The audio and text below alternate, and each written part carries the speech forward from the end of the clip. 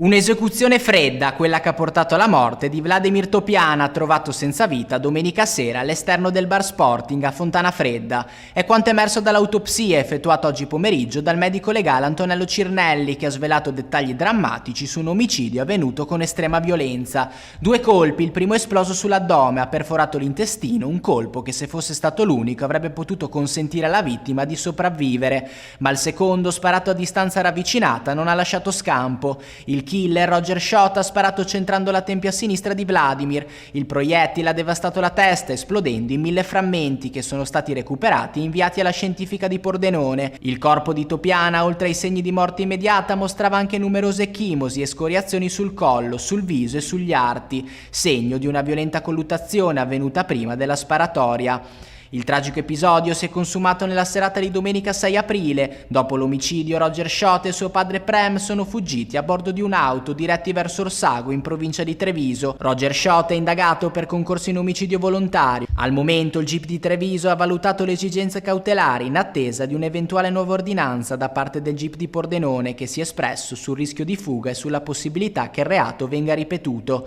Nel frattempo la situazione si complica anche per il padre Prem Shota. Il suo avvocato nella giornata di ieri aveva richiesto per lui gli arresti domiciliari e la possibilità di tornare al lavoro, evidenziando la sua piena collaborazione con le forze dell'ordine nella ricostruzione dei fatti. Tuttavia su questo fronte ci sono delle novità anche nei confronti dell'avvocato Aldo Masserut. So che è stata applicata anche per lui la custodia cautelare in carcere.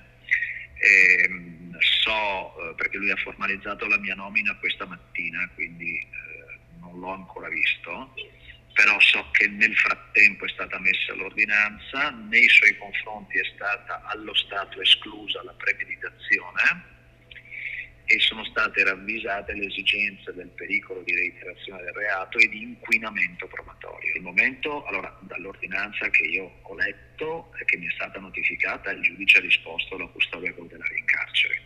Quindi la richiesta che i miei colleghi avevano presentato ieri di arresti domiciliari con l'autorizzazione all'esercizio di attività lavorativa, per il momento il GIP l'ha rigettata, non l'ha ovviamente considerata avendo applicato